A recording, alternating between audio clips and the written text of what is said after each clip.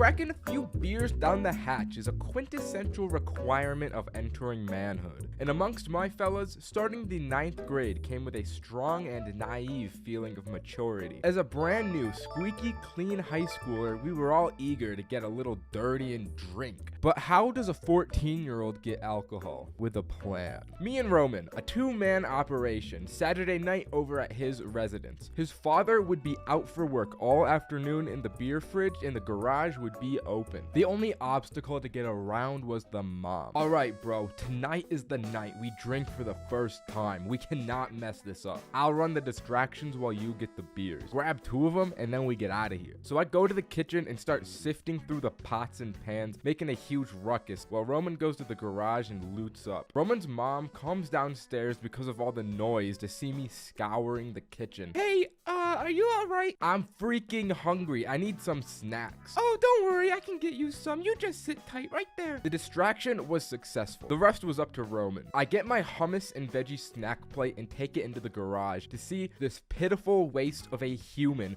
writhing on the floor in failure. I don't understand. There's no beers. If we have any, they're gonna be in the kitchen fridge. The kitchen fridge, which was now unattainable because of the parental threat. Let's just go for a walk and rethink the plan. Walking through the neighborhood, we tried to brainstorm different ways we could salvage our afternoon until an opportunity presented itself. A neighboring house had their garage open with a visible 6-pack of beers laying in the back, and our underdeveloped prefrontal cortexes had a decision to make. I think I have a plan to save our afternoon. There's a few beers lying around just over there. I say we snatch some. My plan was to watch this house from a distance. We observed zero activity in the garage and in the house, and after some time passes, we strike. But Roman, without hesitation, just casually walks into the garage, takes some beer, and walks out like he was supposed to be there, and it works. But while this was a success,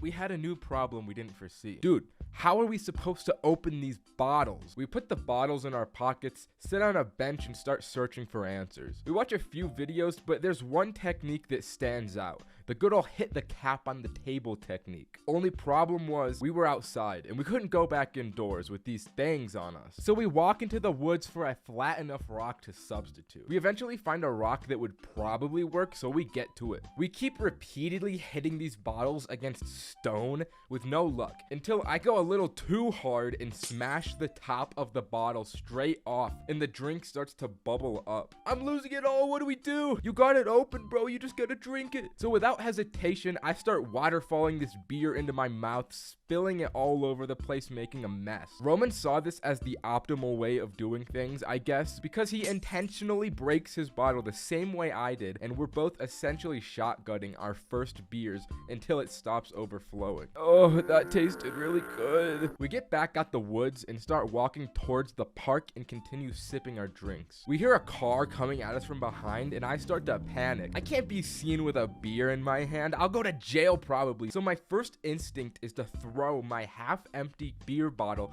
back into the woods so I wouldn't get caught. After the car passed, Roman just kept his drink in his hand and nothing happened, so I felt a little dumb. But that didn't matter because more than dumb, I felt drunk. I don't know how, considering how little I drank, but I did. Maybe it was the adrenaline of theft and criminal behavior that boosted the feeling, but we were both feeling it. We got to the park and I was like, bro, we gotta go back to the woods. I left so much glass. We have to go clean that. Nah, man, you and everyone you know is gonna die one day, so it won't even matter. I just want to swing.